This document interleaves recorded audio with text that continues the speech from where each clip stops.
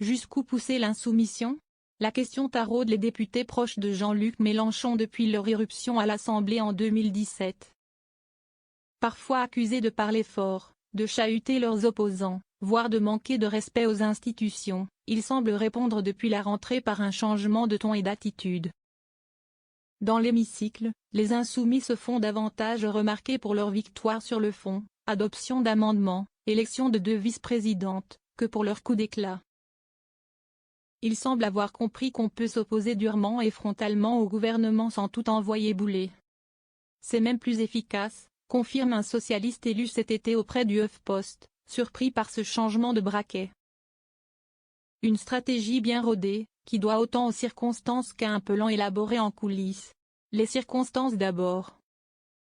Désormais au nombre de 71, les insoumis n'ont plus besoin de prouver qu'il existe, comme en 2017 lorsqu'il était 17. C'est le contexte qui a changé, affirme le député LFI Éric Coquerel dans Libération. En 2017 et en 2022, on était minoritaire la plupart du temps, donc notre rôle était d'incarner la résistance à un projet. Ce n'est pas la même chose quand vous pouvez gagner et qu'il faut aller chercher des voix pour élargir votre majorité.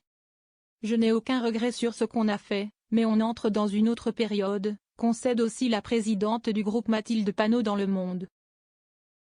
Éric Coquerel lui-même s'est fait réélire président de la puissante commission des finances. Au centre de toutes les attentions au moment de l'examen du budget, ses collègues Clémence Guettet et Nadège Abomangoli ont accédé au perchoir. L'ex-porte-parole d'Attaque Aurélie Trouvé s'est retrouvée propulsée présidente de la commission des affaires économiques. Une série d'événements heureux pour le mouvement mélenchoniste, qui confirme son gain en solennité. En voie d'institutionnalisation, les insoumis, nous nous faisons une autre idée de l'Assemblée nationale, a appuyé Clémence Guettet sur France Info. Les photos prises le jour de sa première présidence de séance ont beaucoup tourné dans les cercles militants. Comme celle de Nadège Abomangoli, dont l'arrivée dans la salle des pas perdus, au son de la garde républicaine qui bat la générale au tambour a été saluée par Jean-Luc Mélenchon. Ne pas être réduit aux caricatures.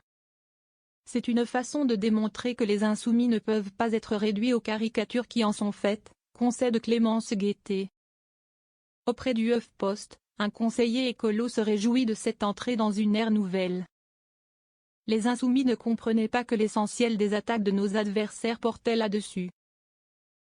Désormais ils vont pouvoir se concentrer sur le fond et mettre les macronistes face à leurs responsabilités. On va les lâcher sur la petite phrase de Louis Boyard ou la polémique de Thomas Porte. Un cadre insoumis admet dans l'IB, il y a un équilibre à trouver, certains comportements individuels salissent le collectif. On peut garder la radicalité sur le fond mais incarner de manière différente. Lisser la façon dont on se comporte à l'Assemblée. Des règles dictées en partie par Jean-Luc Mélenchon lors des journées parlementaires du mouvement à la fin de l'été. Selon plusieurs sources, le tribun aurait fait passer des consignes à ses troupes, leur conseillant d'être radicaux plutôt sur le fond que sur la forme. Il n'en reste pas moins que pour Clémence Guettet, parler de changement d'attitude serait abusif. Cela tient plutôt, selon elle, d'une évolution de l'appréciation du regard journalistique et des observateurs.